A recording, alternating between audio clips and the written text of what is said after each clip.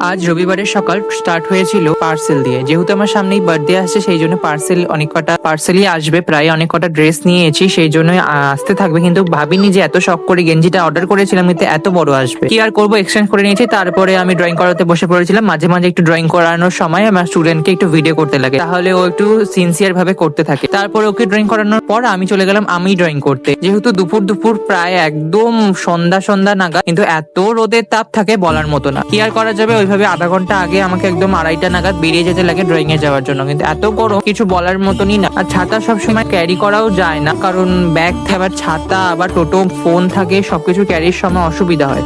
সেইভাবেই করতে করতে ড্রয়িং চলে আসলাম। ড্রয়িং করার পর আজকে বেশ ভালোই লাগছিল না শরীরটা, মুডটাও খারাপ। আর এত গরম লাগছিল, যেখানে আছি সেখানে একটু গরমের থেকে শান্তি নেই। এত গরমে মানে কি আর বলবো, কিছু বলার মতনই না। নাহলে আমাদের বাড়িতে তো ফ্রিজও নেই, যে ফ্রিজটাও খারাপ যে আমি ঠান্ডা জল খাবো। এই জন্য যাওয়ার সময় ভাবছি এটা আইসক্রিম নিয়ে যাবো। আর এখন আইসক্রিম ছাড়া কোনো পথ নেই, আর ঘরে একটা বোতল জল রাখলে জলটা পর্যন্ত গরম হয়ে যাচ্ছে।